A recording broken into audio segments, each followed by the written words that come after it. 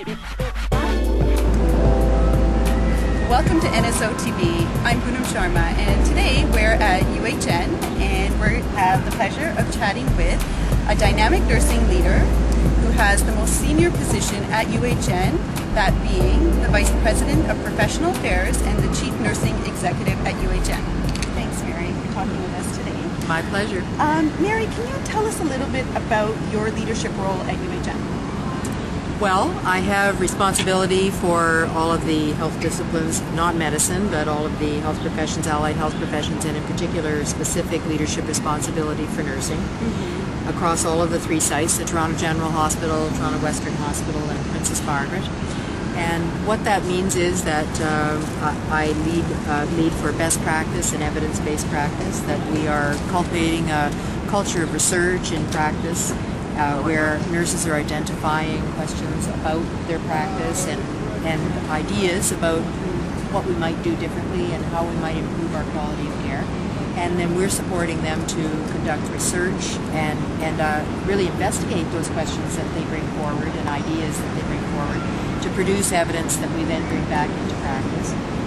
And also it means that I'm leading for a learning organization, and that means continuous professional development at every level of the stage of career that our nurses are at. So our new grads come in with a strong support for them, and we typically bring our new grads in under the new grad guarantee, and we give them a strong footing and then help them to identify what their career path is and where do they want to go. And we help them through continuous learning and education to pursue that career path over time.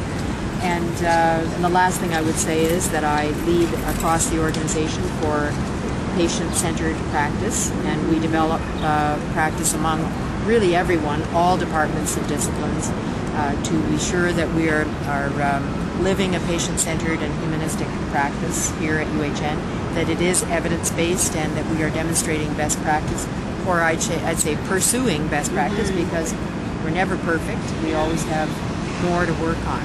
So really it's the domains of practice, education, and research that I am responsible for, making sure that the disciplines of nursing and all the allied health disciplines are what they need to be for the care of our patients. And Mary, your leadership role, what sorts of past experiences have allowed you to develop the skills to be in this leadership role? Well, I began in practice when I graduated. I graduated from University of Toronto, and I practiced for the first half of my career in nursing. My clinical specialty was in psychiatry, mental health, and I practiced in mental health to begin with, and then moved into community nursing and as well some work in acute care.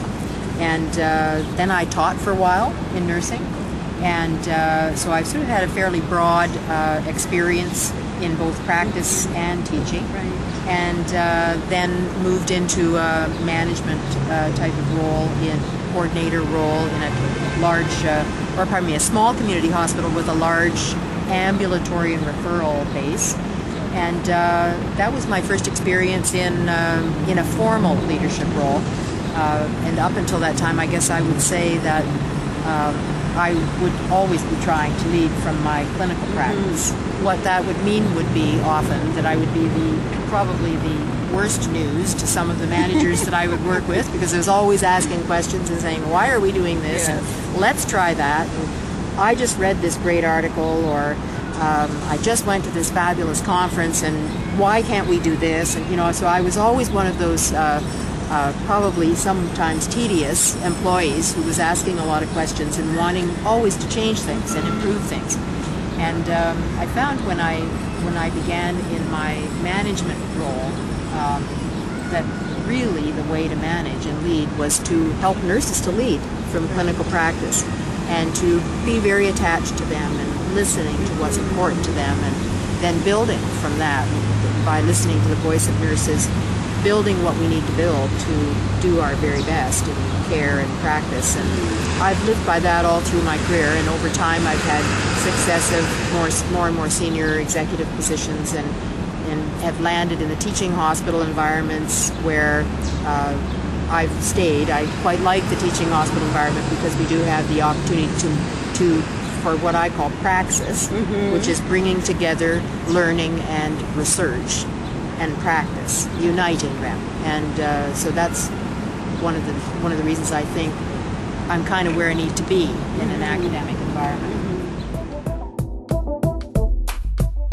What sort of advice would you have to novice nursing students who wish to perhaps in the future have some sort of leadership role? Well, my advice is immediately to begin to lead from where, speak your voice, and stay current. Absolutely. I mean, you think that when you graduate, you think, oh yeah, that's it. I'm out of here. I'm finished my school, and I'm not learning anymore. But that is an incredibly big mistake. It doesn't end there. It never ends there. Life is about learning, and practice and professionalism is about learning.